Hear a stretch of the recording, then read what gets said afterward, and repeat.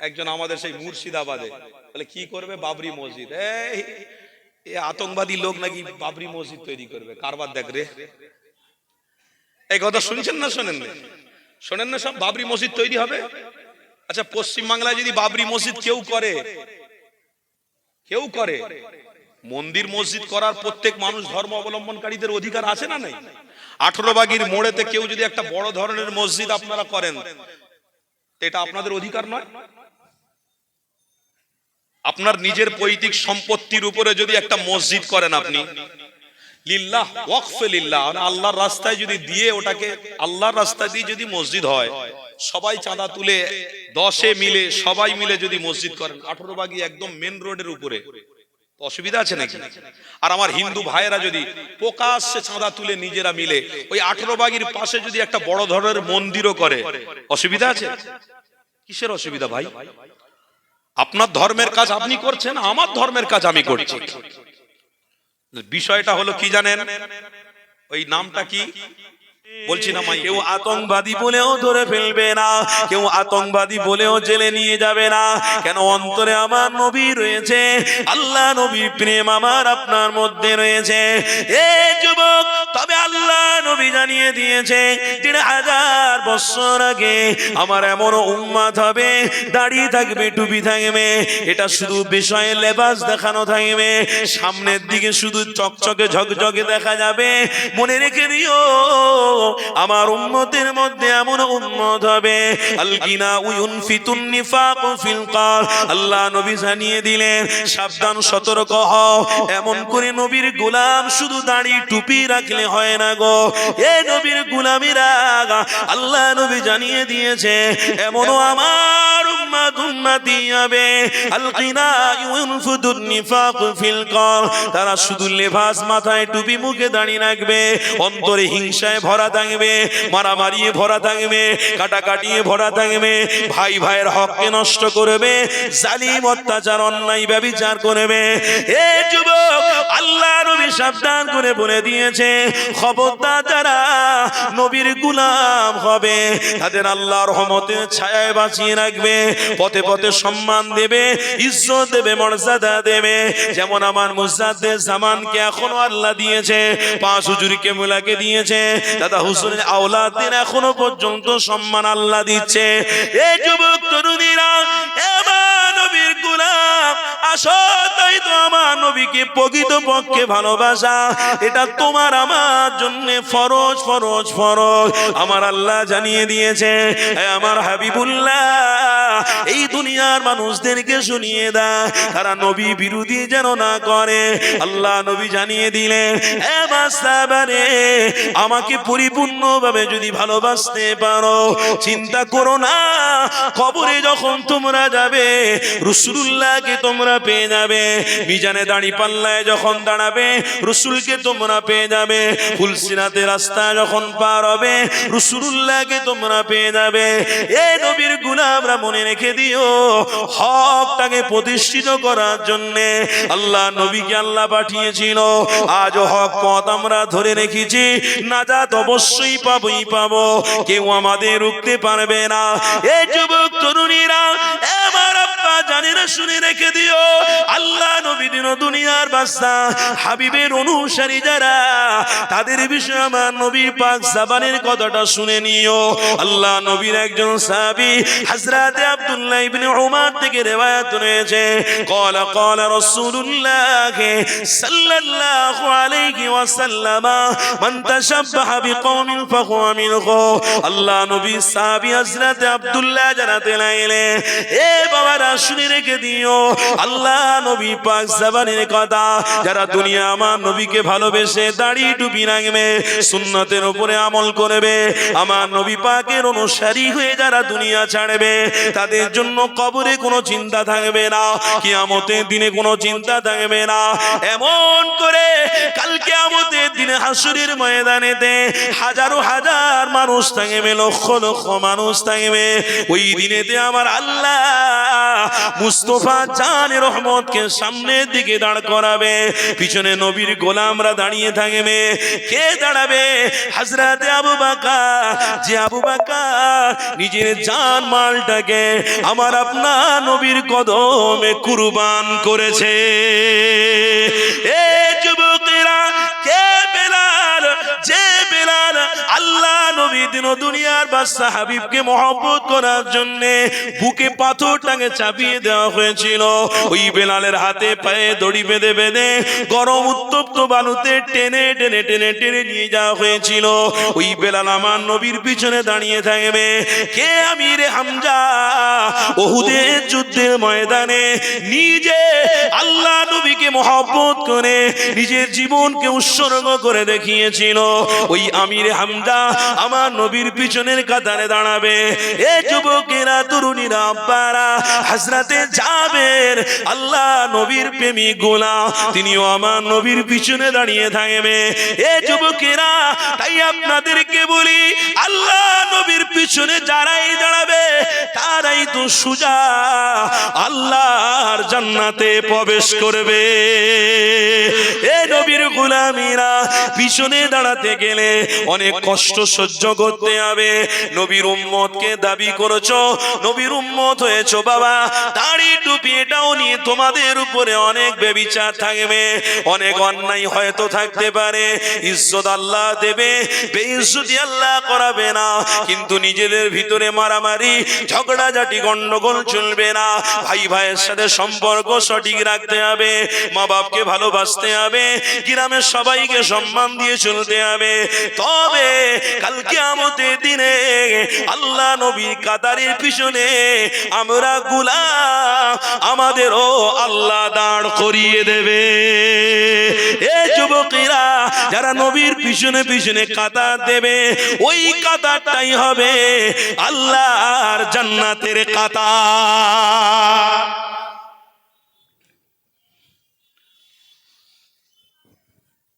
মাথায় টুপি রেখে মুখে দাড়ি রেখে প্রকাশ্যে রাস্তায় গালাগালি করছে, বলছে নবীর পিছনে থাকবো, জান্নাতে যাবো।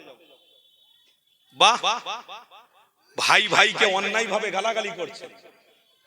কে বড় লোক, একটা গরিব লোক চায়ের দোকানে বসে বসে বড় লোকের বিরোধী করছে, বলে নবীর পিছনে থেকে জান্নাতে যাবে। আর একটা গরিব লোক, সে বেচারা খেটে খামটে খায়, একটা বড় লোক চায়ের দোকানে বসে প্ল্যান করছে ওই গরিব লোকটাকে কি করে ধ্বংস করা যাবে। এনারা আবার বলে নবীর পিছনে থেকে জান্নাতে যাবে। অসুবিধা হচ্ছে নাকি আপনাদের? কষ্ট হচ্ছে? আমার বাপ ভাইরা একটুখানি নবীর প্রেমিক দাবি করেছেন, দাবি করলে হবে না, আপনাদেরকে আল্লাহ আইডেন্টিফাই দিয়েছে, পরিচয় দিয়েছে। কি পরিচয়? হলো মুসলমান। আমাদের পরিচয় কি গো? কি গো? মুসলমান। এই মুসলমান দেখলে গায়ে অ্যালার্জি হচ্ছে একটাই কারণে, নিজেদের দোষে হচ্ছে। এই তোমার নাম কি? আব্দুল সত্তার, বাজে লোক। তোমার নাম কি? আব্দুল গফফার, বাজে লোক। তোমার নাম কি? একজন আমাদের সেই মুর্শিদাবাদে, বলে কি করবে? বাবরি মসজিদ। এই আতঙ্কবাদী লোক নাকি বাবরি মসজিদ তৈরি করবে। কারবার দেখ রে। এই কথা শুনছেন না শোনেন না? শোনেন না? সব বাবরি মসজিদ তৈরি হবে। আচ্ছা, পশ্চিম বাংলায় যদি বাবরি মসজিদ কেউ করে, মন্দির মসজিদ করার প্রত্যেক মানুষ ধর্ম অবলম্বনকারীদের অধিকার আছে না নাই? 18 বাগির মোড়েতে কেউ যদি একটা বড় ধরনের মসজিদ আপনারা করেন, এটা আপনাদের অধিকার নয়? আপনার নিজের পৈতৃক সম্পত্তির উপরে যদি একটা মসজিদ করেন আপনি, লিল্লাহ, ওয়াকফে লিল্লাহ, আল্লাহর রাস্তায় যদি দিয়ে, ওটাকে আল্লাহর রাস্তায় দিয়ে যদি মসজিদ হয়, সবাই চাঁদা তুলে 10 মিলে সবাই মিলে যদি মসজিদ করেন 18 বাগি একদম মেন রোডের উপরে, অসুবিধা আছে নাকি? আর আমার হিন্দু ভাইয়েরা যদি প্রকাশ্যে চাঁদা তুলে নিজেরা মিলে ওই 18 বাগির পাশে যদি একটা বড় ধরনের মন্দিরও করে, অসুবিধা আছে? কিসের অসুবিধা ভাই? আপনার ধর্মের কাজ আপনি করছেন, আমার ধর্মের কাজ আমি করছি। বিষয়টা হলো কি জানেন? ওই নামটা কি বলছি না মাইকে, ব্যাস নাম শুনেই বলে ও বাবা, এরা আতঙ্কবাদী নাকি বাবরি মসজিদ তৈরি করবে। এই দেখ রে, এই মোল্লা লোক নাকি বাবরি মসজিদ তৈরি করবে। আরে বাবরি মসজিদের বিরোধী আমিও নয়, আপনারাও নয়। কি গো, বাবরি মসজিদের বিরোধী আপনারা? বিরোধী? আরে মুখ খুলে বলুন না, টেনশন হচ্ছে নাকি? কষ্ট পাচ্ছেন কেন? সবার ধর্ম নিয়ে সবাই স্বাধীনতার সাথে থাকবে, তা আমাদের ধর্ম নিয়ে স্বাধীনতা থাকবো না? এর মধ্যে অসুবিধা কোথায়? কেউ যদি বলে আমি বাবরি মসজিদ তৈরি করব, তার ইচ্ছা, তা সেটা করতে পারে, অসুবিধে নেই। সেটা তার ব্যক্তিগত ব্যাপার নয়, সেটা আল্লাহর জন্য সে করছে। তবে মসজিদের অনেক নাম আছে। মসজিদে আয়েশা রাখতে পারেন, মসজিদে জুল হুজাইফা রাখতে পারেন, মসজিদে আবু বকর সিদ্দিক রাখতে পারেন, মসজিদে গাউসিয়া রাখতে পারেন, মসজিদে বাকি রাখতে পারেন, মসজিদে মুআল্লা রাখতে পারেন, মসজিদে আমিরে হামজা রাখতে পারেন, মসজিদে হুজাইফা রাখতে পারেন। অনেক নাম আছে, কিন্তু এই বাবরি যে নামটা, সেটা একটা নিয়ে ধ্বংস, একটা নিয়ে গন্ডগোল হচ্ছে। ব্যাস এই নামটা দেওয়াতে ফের আরেকটা গন্ডগোল এসে গেল। আবার দেখো এই রাস্তায় রাস্তায় না দাঁড়িওয়ালা চাচাদের ধরে আবার থানায় ঢোকায়, না গন্ডগোল সৃষ্টি হয়। আল্লাহ এই গন্ডগোল আমরা চাই না। দোয়া চাই, আল্লাহ যে করছে যদি আল্লাহর জন্য করে থাকে, আল্লাহ আপনি হেফাজত করুন। কথা ঠিক না ভুল বলছি? আর যদি আপনাকে না খুশি করার জন্য মসজিদ হয়, তাহলে আমরা দোয়া চাইছি আল্লাহ আমাদের ঈমানকে হেফাজত করুন। বলুন না সবাই আল্লাহুম্মা আমিন। কিন্তু বিষয়টা গন্ডগোল ওই মোল্লা করছে, মোল্লা করছে। এবার যেই করছে সেই একজন উত্তরপ্রদেশ থেকে বলে দিল 1 কোটি টাকা মাথা কেটে দিবি, 1 কোটি টাকা। শোনেন না কেন ভাই? আমরা কারোর বলি যে মাথা কেটে লিয়া, আমরা কারোর বলি যে তোরা মার। আমাদের পূর্বপুরুষরা, চাচারা, আমরা নিজেরা দেখেছি 7 ভাই 8 ভাই এক হাঁড়িতে চাল খেতে ওরা ভাত খেয়েছে। 7 ভাই 8 ভাই নিজেরা একটা হাঁড়ির ভাতগুলো খুলে খুলে নিজেরা ভাইরা খেয়েছি, বড় হয়েছি। আমাদের ঘরের বাপ মায়েদেরকে ছেলেরা কিভাবে সম্মান করে, ইজ্জত করে, সেটা আমার রাসূলুল্লাহ দেখিয়ে দিয়ে গেছে। রাসূলের অনুসারীরা আজও তাদের বাপ মাকে মাথার উপরে রেখে দিয়েছে। বাপ মাকে অনাথ আশ্রমে তারা দেয় না, এতিমখানায় তারা পাঠায় না। আমরা সেই জাতি, কোন জায়গায় ঝগড়া হলে ঝাঁপিয়ে গিয়ে বলি ভাই ছেড়ে দে না, আল্লাহর জন্য ছেড়ে দে। কি হবে মারামারি করে? দুদিনের দুনিয়ায় এসে মারামারি করে কি হবে? ছেড়ে দে না ভাই। আবার উল্টে যারা ছাড়াতে যায় তাদেরকে গালাগালি মারামারি করে আবার তাড়িয়ে দেয়, তারাই আবার মারামারি মার খেয়ে বাড়িতে ফিরে আসে। আল্লাহর ওয়াস্তে বলছি, খবরদার, আমরা সেই জাতি, আমরা মারামারি শেখাই না, মারামারি স্ট্যান্ডিং দিই না, মারামারিকে সাপোর্ট করি না। অথচ কেউ একজন বললো 1 কোটি টাকা দেবো, মাথা কেটে দে।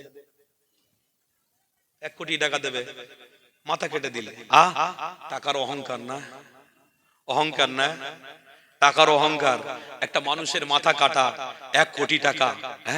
যে 1 কোটি টাকা মাথা কাটবে, যে 1 কোটি টাকা পাবে, আচ্ছা ভাই তার যদি 1 কোটি টাকা ওই দিনে দেওয়া হয় আর সেই ভোরের বেলা যদি মরে যায়, কি গো বলো না গো? 1 কোটি টাকা মাথাটা কাটলো, কেউ একজন কাটলো, কেটে নিয়ে বলে কাজ করে দিয়েছি গো, বাবরি আর হবে না। 1 লাখ টাকা, 1 কোটি টাকা নিয়ে এলে বলে 1 কোটি টাকা দিল। আচ্ছা ওই ভোরের বেলা যদি মারা যায়, টাকা নিয়ে যেতে পারবে তো নাকি? তাহলে লাভ কি হলো? কথা বলুন, লাভ কিছু হলো? কিছু লাভ হবে? তাহলে কাকে মারছেন? আপনিও মানুষ, তিনিও মানুষ। কাকে মারছেন? আপনিও একজন রক্ত মানুষের তৈরি, রক্তগ্রস্তর তৈরি, আর আমিও রক্তগ্রস্তর তৈরি। আপনার ধর্ম শেখায় না যে নিজের ধর্মকে মানো, অপর ধর্মকে গালি দাও। এটা কোন ধর্ম শেখায় না। আমার ইসলামে ওই নীতিটা আছে, নিজের ধর্মকে আপন করো আর অপর ধর্মকে গালি দাও না। না, আমরা সবাইকে সাপোর্ট করি, সবাইকে ভালোবাসি, সবাইকে মহব্বত করি। তাই একটা হিন্দু ভাইয়ের চা দোকানে বসেও আমরা চা খাই, ঘৃণা করি না। পয়সা দিয়ে খাবো তো ঘৃণা কিসের? একটা ভুসিমাল দোকানে যদি বাজার করতে যাই, সেখানে হিন্দু ভাইয়ের দোকানে আমরা গিয়ে বাজার করি, পয়সা দেবো, অসুবিধা কোথায়? ও তো আমার ভাই। কিন্তু একটা ভাই মসজিদ তৈরি করবে বলছে, তাকে বলছে 1 কোটি টাকা দেবো, গলা কেটে দে। টাকার গরম, বাড়ির গরম, অর্থের গরম, এটা আল্লাহ মেনে নিতে, এটা আল্লাহ মেনে নিতে। আল্লাহ পাক বলছেন, এ আমার বান্দা, সব গরম নরম হবে যখন কবরে ঢুকবে। সব গরম নরম হয়ে যাবে যখন বান্দা কবরে ঢুকবি, সেদিনে কোনো গরম চলবে না। আমাদের প্রত্যেকটা মুমিন মুত্তাকি মুসলমানদেরকে আল্লাহ পরিচয় দিয়েছেন। কি পরিচয়? মুসলমান। মুসলমান হয়ে আমরা কোনোদিন যেন বিরোধী না করি যে তুই বলেছিস 1 কোটি টাকায় আমার গলা কাটলে, আমি বলছি যদি তোর গলা কাটে 1 কোটি টাকা দেবো না। এটা আমরা বলবো না। কি বলবেন নাকি? এটা আমরা কোনোদিন বলবো না, এটা আমরা কোনোদিন কাউকে উৎসাহিতও করব না, দরকার নেই। दुनिया में आज तुम भी आए हो मुसाफिर होकर, मैं भी आए हैं मुसाफिर होकर, लेकिन सबको रब ने बुलाएगा, जाना तो जरूर पड़ेगा। बेशक उस दिन मुलाकात होगा तुम्हारे साथ और हमारे साथ। हम उस दिन जन्नत में रहेंगे, तुम उस दिन जहन्नम में जाओगे। দুনিয়ায় মুসাফির হয়ে দুনিয়ার জমিনে সবাই এসেছি। আমরা কাউকে কাটার জন্য আসিনি, মারার জন্য আসিনি, ফিতনা তৈরি করার জন্য আসিনি। আমরা ভালোবাসার বার্তাটাকে সাপোর্ট করেছি। কেন? নবী ভালোবাসার প্রতীক, তাই নবীকে মহব্বত করে জীবনকে উৎসর্গ করতে এসেছি। যারা করবে তারা নবীর পিছনে থেকে জান্নাতে যাবে। জোরে বলবেন না? আপনাদের দুটো হাতে হাত ধরে বলে যাচ্ছি, আজ থেকে প্রতিজ্ঞাবদ্ধ করুন, জীবনে আর কোনোদিন মারামারি করব না, বলুন ইনশাআল্লাহ। কাউকে আঘাত দেবো না, বলুন ইনশাআল্লাহ। তোমার বাঁচার স্বাধীনতা আছে, তুমিও বাঁচো, আমার বাঁচার স্বাধীনতা আছে। তুমিও 20-30 বছর বাঁচবে, আমিও 20-30 বছর বাঁচবো। এসো না, নবীর সুন্নতের উপরে থেকে আমরা বেঁচে থাকবো। কেন? কঠিন দিনে নবীর পিছনে থেকে আল্লাহ জান্নাতে যেতে হবে। আমার আলোচনায় কষ্ট পাচ্ছেন নাকি? আমার আলোচনা অসুবিধা হচ্ছে নাকি? একটু তাকবীর দেন না, নারে তাকবীর। আমার বাপ ভাইরা, আমি বলতে বলতে অনেকটা দূরে চলে যাচ্ছি। আমার আজকের আলোচনা এটাই যে ভ্রাতৃত্ব ভালোবাসার পথ, হকের পথ আমার নবী দেখিয়ে গেছে। আমরাও সেই হকের অনুসারী, হকের পথ ধরে থাকবো। কেউ যদি দাঁড়ি অপমান করে, টুপিকে অপমান করে, টুপি খুলবো না, দাঁড়ি চেঁচে নেবো না। কেন? যত অপমান করবি তত আল্লাহ আমাদের উপরে খুশি হতে থাকবে। তাই বলে কারোর ভয়েতে দাঁড়ি কেটে নেবো, টুপি খুলে দেবো না, না না না। প্লেনে উঠবো দাঁড়ি রেখে, ট্রেনে উঠবো দাঁড়ি রেখে, সফর করব বাসে উঠবো টুপি পরে। আসলে বিষয়টা হলো নিজেরা নিজেদের ভিতরে গন্ডগোল বাড়ালে কিন্তু আল্লাহ সেখানেও আপনাদেরকে বেইজ্জতি করবেন। ওই জন্য আল্লাহ নবী পাক জবানে বলেছেন, আল খামরু উম্মুল খাবাইস। আমার এমনও উম্মত হবে যারা দাবি করবে যে আমি নবীকে ভালোবাসি, অথচ তারা এমন একটা জিনিস পান করবে যে পান করাটা আল্লাহ নবী হারাম বলেছে, আল্লাহ নিজে হারাম বলেছে। তারা আবার ওই জিনিস পান করে বলবে নবীকে খুব ভালোবাসি, নবীকে খুব মহব্বত করি। না, রেখে দাও, কাল কিয়ামতের দিনে নবীর পিছনের কাতারে থেকে আল্লাহ তোমাকে জান্নাতি বানাবে না। কেন? তুমি প্রকাশ্য দুশমনী ইসলামের করনি, পিছনে পিছনে থেকে ইসলামের ক্ষতি করেছো। তুমি পিছনে থেকে ইসলামকে ক্ষতি করেছো। প্রকাশ্য ইসলামকে দুশমন যারা করে, ইসলামের দুশমনী যারা করে, তারা তো প্রকাশ্যে আমরা জানি, কিন্তু পিছনে থেকে যারা ইসলামের ক্ষতি করে, এই বিষয়টাও আমাদেরকে মনে রাখার দরকার আছে না নাই? বেশক দরকার আছে। কেন? আল্লাহ নিজে বলেছে, এ আমার হাবিব আপনি জানিয়ে দেন, অবশ্যই যারা পিছনে যারা ইসলামের ক্ষতি করবে তাদেরকে আমি আল্লাহ একটা পরিচয় দিয়েছি। কি? ইন্নাল মুনাফিকিনা ফিদ দারকিল আসফালি মিনান নার। তাদের পরিচয় হলো মুনাফিক। তাদের পরিচয় কি গো? আল্লাহর ওয়াস্তে এই আলোচনাগুলো করছি বলে কি আপনারা রাগ করছেন আমার উপরে নাকি? বাপ, কোরআনের বাইরে আলোচনা আমার দরকার নেই, কিন্তু এগুলো বর্তমান সময়ে হচ্ছে। ভাই, আমি কারোর পক্ষে বলতে আসিনি, আমি কারোর বিরোধী করতে আসিনি। আল্লাহর ওয়াস্তে আল্লাহকে সাক্ষী রেখে বলছি, কারোর পক্ষপাতী কারোর বিরোধী করতে আসিনি। আমি আমার নবীর বার্তাটাকে দিতে এসেছি, যাতে আমরা যেমন জান্নাতের বাগানে বসছি তেমন আল্লাহ জান্নাতে যেন একই সাথে আমরা থাকতে পারি। কার বিরোধী করব আমি?